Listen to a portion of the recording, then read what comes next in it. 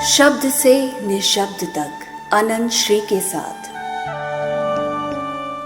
पिछली बार जो शिव सूत्र हमने लिया था उसमें जो सूत्र था उसे मैं पढ़ देता हूं, फिर कुछ बातें जो मित्रों को लग रहा था कि अभी थोड़ी अधूरी सी रह गई हैं और समझने योग्य हैं उनकी मैं बात करता हूं। सूत्र था चित्तम मंत्रः प्रयत्नः साधक गुरु उपाय शरीरम हवि ज्ञानम अन्नम विद्या संघारे तदुत्थस्व प्रदर्शनम। चित्त ही मंत्र है, प्रयत्न ही साधक है, गुरु उपाय है, शरीर हवि है, विद्या के संघार से स्वप्न पैदा होते हैं। इसका तात्पर्य था कि जो हमारा माइंड है, जो हमारा मन है, वो मंत्र की तरह काम करता है, उसकी अपनी एक शक्ति है और उस शक्ति का हम उपयोग भी कर सकते हैं, दुरुपयोग भी कर सकते हैं। फिर था कि हमारे प्रयत्न, जो हमारे एफर्ट्स हैं, वो साधक है। यानी साधक कोई एक्टिविटी किसी को साधक नहीं बनाती, सकारात्मक की तरफ किए गए हमारे प्रयत्न ही हमको साधक बनाते हैं। गुरु उपाय है, शरीर हवि है, ज्ञान अन्न है। इन बातों में थोड़ी सी मित्रों को अस्पष्टता थी और विद्या के संघार से स्वप्न पैदा होते। पहले तो चित्त मंत्र है, इसकी बात को मैं थोड़ा और एक्सप्लेन कर दूं। हमारा जो चित्त है, हमारा जो माइंड है, उसको हम बहुत सामान्य ढंग से लेते हैं, उसका हम एक तरह से दुरुपयोग ही करते हैं। अब मन ऐसा नाजुक संयंत्र है, ऐसा डेलिकेट सिस्टम है, अगर उसका आप दुरुपयोग करते हैं तो चीजें बहुत उलझ जाती हैं और जीवन का देखा जाए तो अधिकतम दुख, मैं तो कहूँगा 99% जो दुख है वो मानसिक है, 1% ही यथार्थगत है। उसकी एक्चुअलिटी 1% है, मन ने ही उसे, हमारे चित्त ने ही उसे इस तरह से पैदा कर दिया है। क्योंकि हमारी कंडीशनिंग ऐसी हो गई है कि हम निरंतर मन का इनसिंसियर यूज करते हैं। इनसिंसियर, कुछ भी बोल रहे हैं, हम कुछ भी कह रहे हैं, ना कहने में हमको स्पष्टता है, ना हमारी समझ स्पष्ट है, फिर हम एजम्पशंस में जी रहे हैं। ये मन के लिए सबसे घातक चीज है।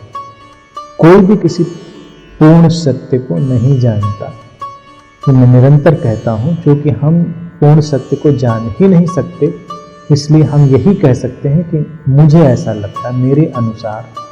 भगवान महावीर ने इसीलिए इसको स्यादवाद की तरह दे दिया था। जैसे हम कहते हैं कि ऐसा ही है, बस मन हमारा ग्रंथियों से भर जाता है, कॉम्प्लेक्स से भर जाता है, क्योंकि हम नहीं जानते क्या कैसा है। हमारी निगाह ने इसे ऐसा देखा है, हमने इसे ऐसा महसूस किया है, लेकिन ये ऐसा ही है, ऐसा नहीं। तो हमारे अपने लिमिटेड और कंडीशन परसेप्शंस की वजह से हमारा मन बहुत सारी ग्रंथियों से भर गया। लेकिन इसी मन की बहुत सारी बड़ी बड़ी संभावनाएं भी हैं जिसके बारे में लोग कम परिचित हैं, और एक साधक उन्हें भी उद्घाटित कर सकता है, उन्हें भी उघाड़ सकता है। तुमको एक घटना सुनाना चाहूंगा। रूस में जब स्टालिन सत्ता में था, तो वहां एक बड़ा ही अद्भुत व्यक्ति हुआ। और ये बड़ी अजीब बात है कि जब रूस साम्यवाद के चरम पर था और वहां बड़ी तानाशाही थी, तो वहां ऐसे ऐसे बड़े लोग निकलकर सामने आए जिनके पास बड़ी आध्यात्मिक शक्तियां थी। और आध्यात्मिक शक्ति का द्वार जो है वो चित्त की शक्ति पर ही शुरू होता है, वो मन की शक्ति से प्रारंभ होता है और फिर शक्ति के विसर्जन पर समाप्त होता है। यानी कि एक सिद्ध व्यक्ति है, उसने अपनी शक्तियों को विसर्जित कर दिया, इसलिए वो कोई शक्ति प्रदर्शन नहीं करता। सिद्ध या बुद्ध एक शून्य की तरह। और फिर तुम ये भी जानते हो कि शून्य सबसे ज्यादा शक्तिशाली है। तुम्हारे आर्थिक जगत में भी, गणित में भी शून्य लगाते जाओ और सब कथा बदल जाती। तो शून्य होना अपने आप में एक विरल घटना है, रेयर घटना है, लेकिन वो देखा जाए शक्ति का चरम है, लेकिन तब शक्तियों का प्रदर्शन खत्म हो चुका होता है। तो एक किशोर वय का लड़का था, टीनेजर, 14-15 साल का, उसका नाम था बैरिया, स्टालिन के शासनकाल में, और वो घर से नाराज होकर भाग गया और एक ट्रेन में बैठ गया। पास में उसके पैसे नहीं थे तो वो सीट के नीचे दुबक कर बैठ गया। ट्रेन जा रही थी, जब टिकट चेकर आया तो उसने देखा कि एक लड़का जो है सीट के नीचे दुबका हुआ है। तो उसने कहा कि टिकट। तो ये लड़का कहता है कि उस समय मेरी समझ में कुछ नहीं आया कि मैं क्या करूं, लेकिन पता नहीं कोई ऐसी अंतः प्रेरणा, कोई ऐसी इनर वॉइस मेरे अंदर से आई, और वहीं एक कागज़ का टुकड़ा पड़ा हुआ था सीट के नीचे, और कागज़ का टुकड़ा मैंने उठाया और ईश्वर से मैंने प्रार्थना की, हे ईश्वर, इसको एक टिकट ही दिखाई दे जाए, और उसको हमने बढ़ा दिया। तो टिकट चेकर ने उस टुकड़े को देखा और बड़े हैरान होकर कहा कि जब तुम्हारे पास टिकट है तो सीट के नीचे क्यों दुबके हुए, ऊपर आके बैठो। और लिस्ट में उसको चेक किया, आगे चला गया। तो बैरिया कहता है कि मैं हैरान रह गया, मुझे भी बड़ा आश्चर्य हुआ, क्या उसे सचमुच में टिकट दिखाई दी थी। फिर उसने इस पर कई और प्रयोग किए और उसने देखा कि कुछ हो रहा है। जिस बात पर मैं पूरी तरह स्थिर हो जाता हूँ, फोकस्ड हो जाता हूँ, लोगों को वही दिखाई देने लगती। तब तो फिर एक अद्भुत ही जगत उसके सामने खुल गया। उसकी चर्चा भी दूर दूर तक चल निकली। चर्चा कहते हैं स्टालिन तक भी पहुंची कि ऐसा व्यक्ति है कि वो किसी बात को अगर सोच देता है अपने मन की शक्ति से तो लोगों को वही दिखाई देने लगता है। स्वाभाविक है किसी तानाशाह को ये बात खतरनाक भी जान पड़ेगी। तो उसने उसको बुलाया बैरिया को और उससे कहा कि ये बातें ऐसी हैं जिन पर हम यकीन नहीं करते। जो बहुत मेटलिस्ट हैं वो ऐसे मन की सूक्ष्म शक्तियों में भी यकीन नहीं करते। उनको लगता है ये सब नहीं होता, क्योंकि जो सामने दिखता है वही है, जो नहीं दिखता वो नहीं। अब दिखता तो बहुत कुछ नहीं है, लेकिन होता तो बहुत कुछ। तो स्टालिन ने बैरिया से कहा कि तुम बैंक जाओ और ये कोरा कागज मैं तुमको देता हूँ, और वहां से तुम कितने लाख रूबल निकाल कर लेकर आओ। एक संख्या बताई और उसके साथ सिक्योरिटी गार्ड दिए ताकि वो कोई चालाकी ना कर सके, और वही कागज लेके जाए, ब्लैंक पेपर जो स्टालिन ने उसे दिया है। सिक्योरिटी गार्ड उसे लेकर गए बैंक में। बैरिया कहता है बड़ी उलझन थी, बड़ा खतरनाक आदमी था स्टालिन। तो फिर मुझे लगा कि हे ईश्वर, ये काम तो हो जाए, और जाकर काउंटर पे मैंने वो ब्लैंक पेपर रखा और उससे कहा ये इतने रूबल का चेक है, इसको कैश कर दीजिए। का पता नहीं उतने किस अकाउंट से कैश किए, किसको दिए, उसको क्या दिखा उसमें। उसने उतने रूबल गिनकर बैरिया को पकड़ा दिए। सिक्योरिटी गार्ड्स ने भी देखा, वो लेकर आए तो स्टालिन को यकीन नहीं हुआ। वो बैंक भी बड़ा सिक्योरिटी वाला बैंक था, कोई चालबाजी की गुंजाइश नहीं थी। तो स्टालिन ने कहा बैरिया से कि मैं ये यकीन नहीं करता, हो सकता है अभी भी तुम्हारी कोई मिली भगत हो, तुम कुछ मैजिक जैसी चीज कर रहे हो और लोगों को बेवकूफ बना रहे हो। तुम रात के 12 बजे मेरे कमरे में आ जाओ। और स्टालिन के कमरे में जाना क्रेमलिन में, रूस में उस समय सर्वाधिक असंभव कामों में से था, क्योंकि वहाँ के बहुत सारे कमरों में पहले तो ये पता नहीं होता था कि स्टालिन किस कमरे में, रोज कमरे बदलता था सुरक्षा कारणों से। और सुरक्षा की कई परतें थी, कई लेयर्स थी, कि एक लेयर से तुम सैंक्शन कराओगे, फिर दूसरी लेयर से तुम्हारी चेकिंग होगी, फिर तीसरी लेयर से चेकिंग होगी। बहुत मुश्किल था जाना। और रात में तो अगर कहा जाए तो असंभव ही था, क्योंकि रात में तो 1 या 2 लोग ही थे जिनको अनुमति थी और कोई मिल नहीं सकता था। और जो उसकी सिक्योरिटी लेयर्स होती थी उनको भी सूचना गलत होती थी कि एक लेयर को जो सूचना है कि स्टालिन कहाँ है वो दूसरी को नहीं है, दूसरी को है वो तीसरी को नहीं है। तो कोई बता भी नहीं सकता था कि ऐसा वो है कहां पर इस समय। तो स्टालिन को लगा ये काम असंभव है, लेकिन रात के 12 बजे उसकी आंखें फटी की फटी रह गईं जब उसने देखा कि उसके दरवाजे पर बैरिया खड़ा हुआ। उसने कहा कि नहीं, ये यकीन नहीं होता, तुम कैसे आ सकते हो यहां, मुझे यकीन नहीं हो रहा। नहीं, कुछ नहीं, मैं आया दरवाजे पर और मैंने कहा कि मैं स्टालिन हूं। लोगों ने दरवाजे खोल दिए। मैंने कहा मैं स्टालिन हूं, सारी तुम्हारी जो सिक्योरिटी की लेयर्स थी सब हट गई, सबने मुझे रास्ता दे दिया, मैं चला आया। तो स्टालिन ने उसको उठा के जेल में डलवाया। उसको लगा ये आदमी बहुत खतरनाक है। लेकिन ये चित्त की शक्ति का एक बहुत ही अद्भुत उदाहरण था जो साम्यवादी देश में घटा। ये पूरा रिकॉर्डेड घटनाक्रम है।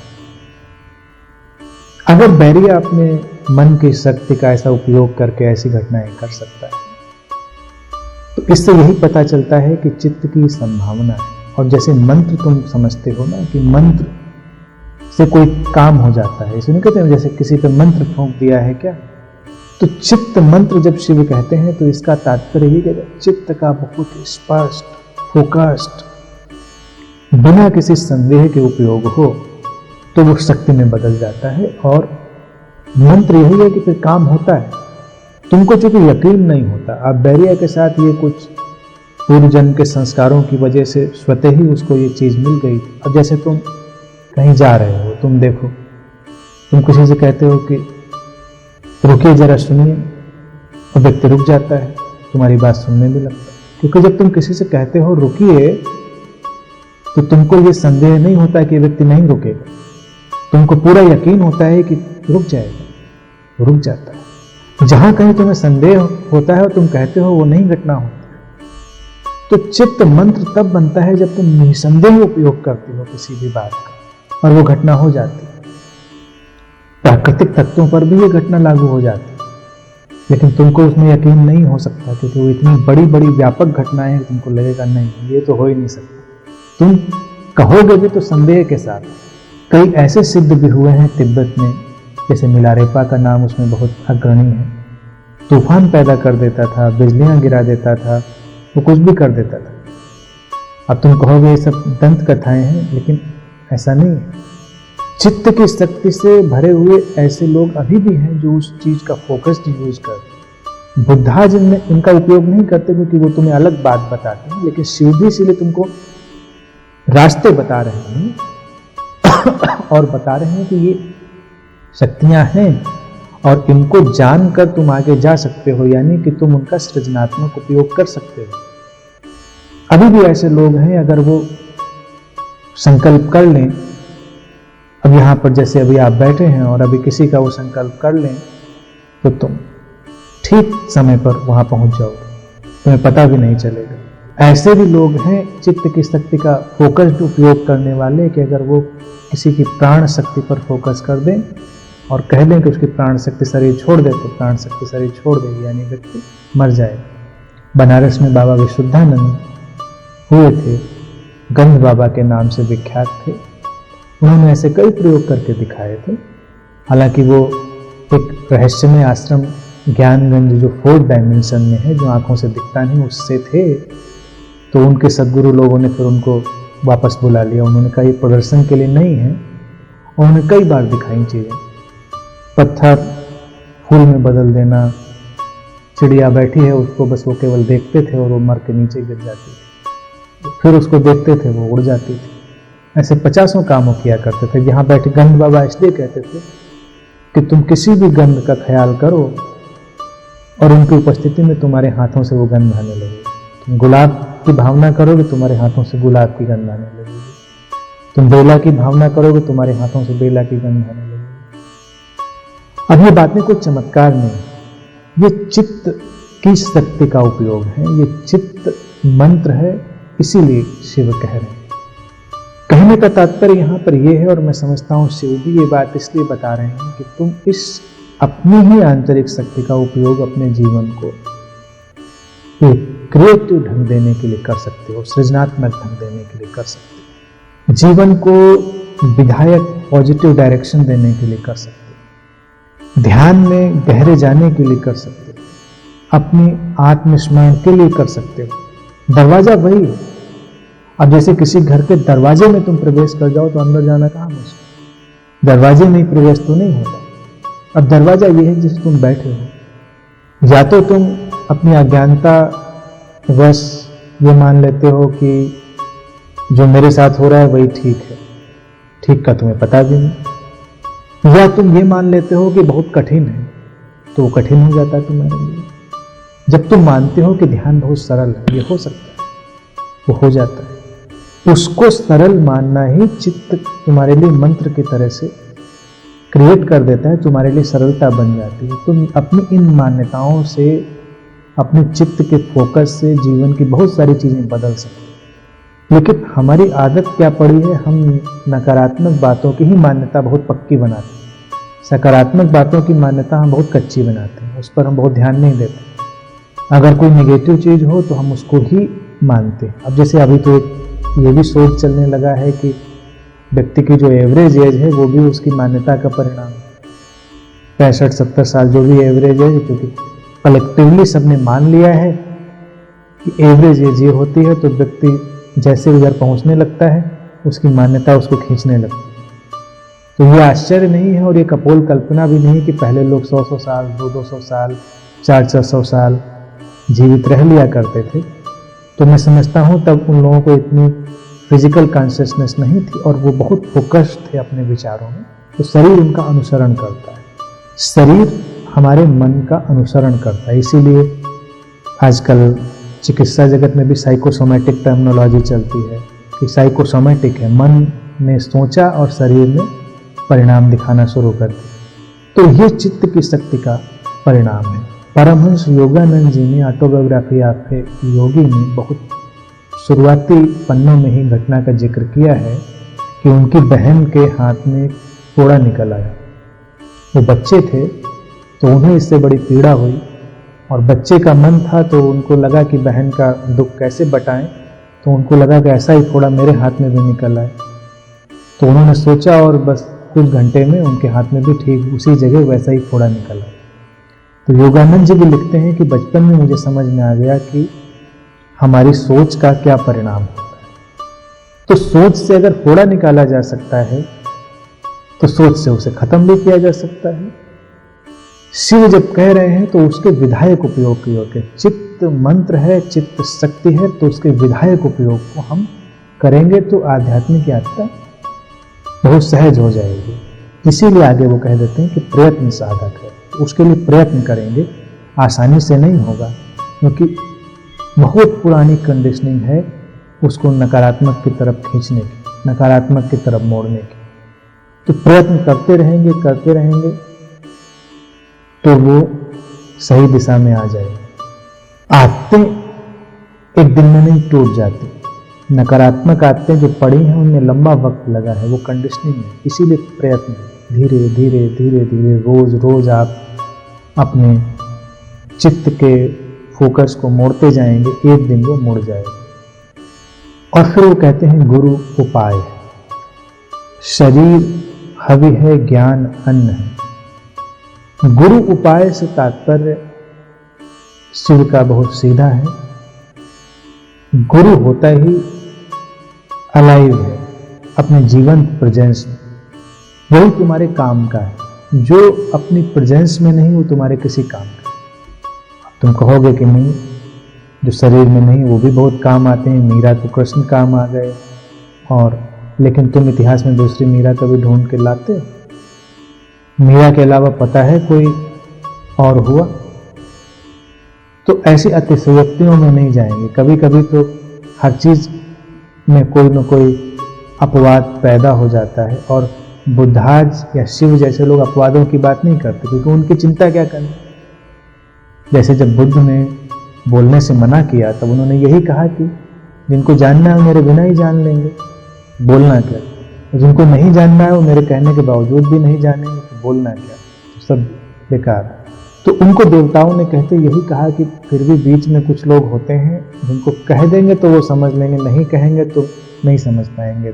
क्या आप ये मानते हैं कि ऐसे लोग नहीं होते? बुद्ध ने सोचा, उन्होंने कहा ऐसे लोग भी होते हैं।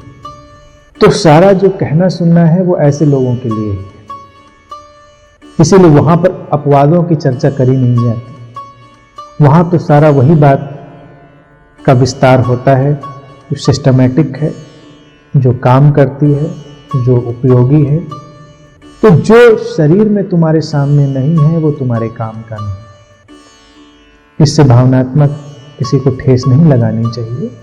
तुम श्रद्धा रख सकते हो, लेकिन फिर तुम चित्त की गति को अगर देखोगे, इसीलिए शिव ने पहले चित्त की ही बात कर दी कि जब तुम्हारे सामने जीवित कोई है, सशरीर है कोई गुरु, तो उसके सामने तुम अपने मन की नहीं चला सकते। तुम्हें कहीं से भी मोड़ेगा, कहीं से भी तोड़ेगा, कहीं से भी तुम्हें सुधार देगा। वो जीवित है, रिस्पॉन्स कर रहा है, वो बोलेगा, बीच में हस्तक्षेप करेगा, बहुत कुछ करेगा जो तुम्हारे मन के अनुकूल नहीं हो सकता। लेकिन जो शरीर में नहीं है वो बेसिकली तुम ही हो।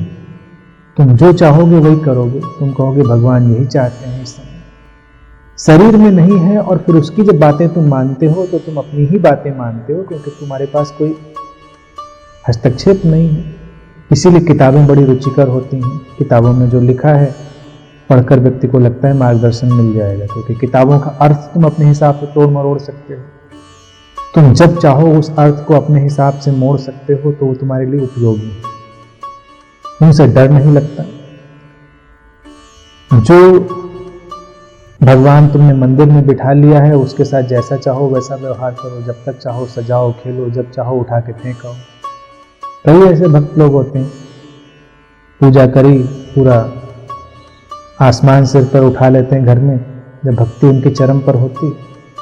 किसी दिन कोई घटना दुर्घटना घट गई, उनके मनोनुकूल घटना नहीं होती, घटी, सब बांध बूंद के फेंकने पे आमादा हो जाते हैं। ऐसे कई मित्र मेरे पास भी आते रहे। उनके घर वाले उनसे परेशानी इसलिए थी उनकी भक्ति से, कितने घनघोर भक्त हैं, रात के 3 बजे भी उठ जाते हैं, भक्ति शुरू कर देते। फिर कोई दुर्घटना हो गई, आहत हो गए, भगवान ने नहीं बचाया, उनके अनुसार नहीं किया, तो सीधे गोमती में ही फेंक के आते हैं फिर भगवान को। तो ऐसे भगवान और ऐसे गुरु तुम्हारे लिए इसलिए बड़े काम के, उपयोगी इसलिए, मतलब काम के इसलिए कह रहा हूं क्योंकि तुम उनको अपने हिसाब से नचाते हो। किताबों को तुम अपने हिसाब से नचाते हो, जो चाहो उसका अर्थ निकालो, अनर्थ निकालो। गुरु उपाय है वही जो सीधा तुम्हारे सामने खड़ा है, जिसकी आंखों में आंखें डालकर तुम देख सकते हो, बात कर सकते हो। तो वहां पर तुम्हारी मन की चालाकी का कोई गुंजाइश नहीं, वहां तुम अपने को आरोपित नहीं कर सकते। इसीलिए चालाक शिष्य बहुत कोशिश करते हैं जल्दी से जल्दी गुरु को मार मोर के खत्म कर, फिर उसकी फोटो लगाएं, जय जयकार करें, उसकी किताबें रखें और जो मर्जी हो परंपरा चलाएं। बहुत सुकून देने वाली घटना होती है, क्योंकि अब कोई बीच में उपद्रव पैदा करने के लिए नहीं। तो गुरु बहुत उपद्रवी जीव है, इसीलिए वो उपाय है। वो कहीं से भी तुम्हें डिस्टर्ब कर सकता है।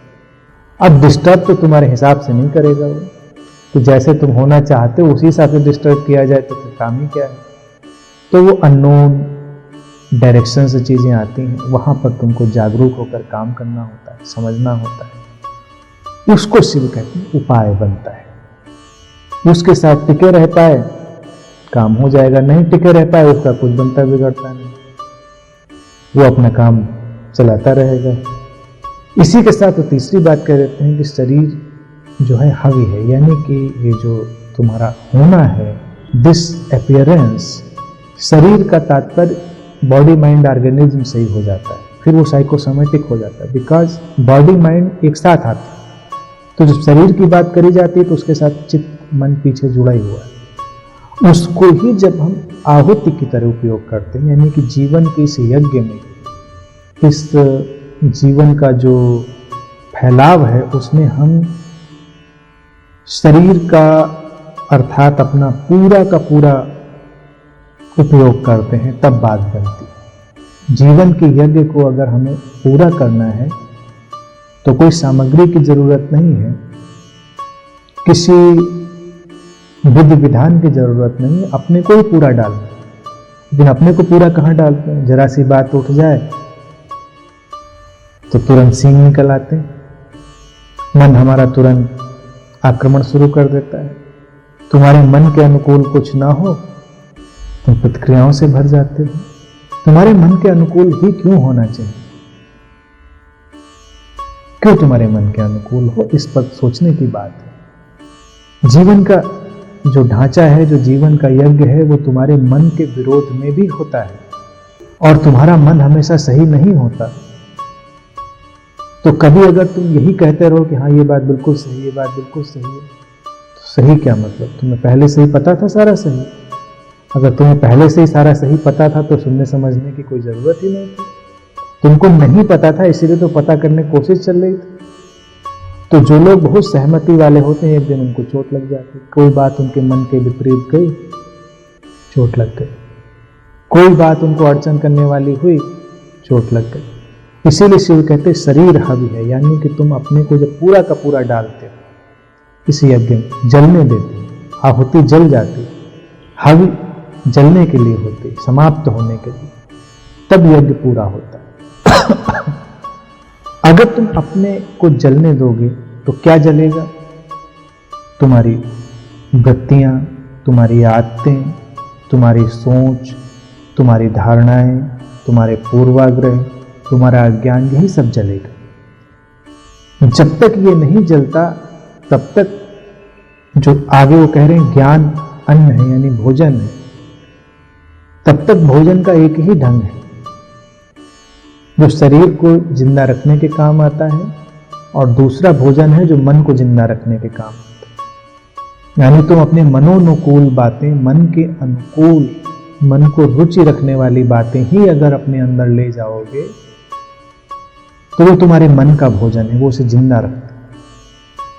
तुमको ये बात शायद पता ना हो, लेकिन इस पर भी अब काम चल रहा है, इस पर भी वैज्ञानिक सोच रहे हैं, रिसर्च कर रहे हैं कि तुम्हें कोई बीमारी हो जाती है। तुम्हारे पास दो विकल्प होते हैं। अगर तुम बेहोशी से भरे हो तो तुम वही वही आचरण और वही वही भोजन अपना लोगे जो बीमारी को बढ़ाने में सहयोगी होगा। अगर तुम होश से भर रहे होगे तो तुम वो आचरण, वो आदतें और वो भोजन अपने शरीर में ले जा सकते हो जो उस बीमारी को मिटा देगा। अब ये दो वृत्तियां हैं मन की, एक व्यक्ति जो जीवन की विधायक दिशा में जा रहा है, एक व्यक्ति जो जीवन की नकारात्मक दिशा में जा रहा है। तो वो अपनी बीमारी को भी बचाए रखने की कोशिश करता है। कई बार लोग बहुत इलाज करते हैं लेकिन ठीक होना नहीं चाहते, इसीलिए बीमार बने रहते हैं। अगर उनकी बहुत जांच पड़ताल करी जाए तो वो ठीक होना नहीं चाहते, क्योंकि बीमारी ही उनको कोई रस दे रही है, कोई पोषण दे रही है, कोई आइडेंटिटी दे रही है। कुछ लोग बीमारी से आइडेंटिटी बना लेते हैं। कहीं जाते हैं तो उनको लगता है पहचान इसी से मिलती है कि ठीक से चल नहीं पा रहे हैं, आजकल बहुत दिक्कत है, ठीक से दिखता नहीं है, और तरह तरह की उलझने। उनको लगता है कि इसी से उनकी आइडेंटिटी बन गई। तो तुम ऐसी नेगेटिव आइडेंटिटी अपनी क्यों बनाना चाहोगे? जिस दिन तुमने उससे अपने को आइडेंटिफाई किया, तुमने उसको भोजन देना शुरू कर दिया। अब तुम वो सारे काम करने लग जाओगे अनजाने में जो उसको बढ़ावा दे रहे हैं। तुम्हें पता भी नहीं चलेगा तुम क्या कर रहे हो। लेकिन अगर तुम्हें लगता है कि तुम्हारी आइडेंटिटी एक बहुत ही विधायक ढंग से होनी चाहिए, तो तुम वो भोजन भी अपने शरीर में ले जाओगे। भोजन दो तरह का ही होता है, वैचारिक भोजन और ये जो शरीर में डालते हैं स्थूल भोजन। दोनों से हम जीवन पाते हैं। तुम्हें उससे मुक्त करने वाला बने। ये दो तल सामान्य रूप से शिव कहते हैं। तीसरा तल जब ज्ञान भोजन बनता है। यहां पर ज्ञान से तात्पर्य इंफॉर्मेशन से नहीं है, सूचनाओं से नहीं है जो ज्ञान सब जगह जगह फैला हुआ है। यहां ज्ञान से तात्पर्य शिव का होश, अवेकनिंग से। तुम्हारे अंदर जब होश बनता है, एक अवेकनिंग की धारा आती है, तुम जागना शुरू करते हो, सजग होना प्रारंभ करते हो, तो फिर अलग ही भोजन तुम्हें प्राप्त हो रहा है, तुम्हारी आत्मा का भोजन। और जब तुम्हारी आत्मा में, तुम्हारे चैतन्य में भोजन जाना प्रारंभ हुआ होश का, तो सब सही होने लगता है। वो केंद्र है, सेंटर है। जब सेंटर में होश का भोजन गया तो उससे निकलकर जो धाराएं फैल रही हैं वो तुम्हारे मन से और शरीर से गुजर रही हैं। तो मन भी स्वस्थ होता है, फिर शरीर भी स्वस्थ होता है। मन के और शरीर के अस्वास्थ्य का एक ही कारण है बेहोशी, और उसको सुधारने का एक ही उपाय है होश, ज्यादा से ज्यादा होश। और शिव कहते हैं कि विद्या के संहार से स्वप्न पैदा हो जाते हैं। फिर इसी विद्या से जो उनका तात्पर्य है वो इसी होश के समाप्त होने से। होश खोता है तुम्हारा, सजगता खोती है तो स्वप्न पैदा होते हैं, होश पैदा होता है, स्वप्न खत्म होते हैं। यहां पर स्वप्न से तात्पर्य है शिव का कि या तो तुम अपने स्मृतियों में घूम रहे हो, अतीत में ऐसा था, वैसा था, तब वैसा था, तब ऐसा था, अच्छा था या बुरा था, वो एक सपना है, या ऐसा होगा, वैसा होगा, ऐसा होना चाहिए, वैसा होना चाहिए, वो एक सपना है। होश में तुम ठीक इस क्षण में काम करते हो, अभी जागृत होकर, और अभी जागृत होकर जो काम करते हो फिर वही तुम्हारे लिए भविष्य बन जाता है, बहुत ही सचेतन रूप से। लेकिन जिसे तुम सोच सोच के भविष्य बनाते हो वो सपना मात्र है, क्योंकि अभी तुमको पता ही नहीं क्या होना चाहिए।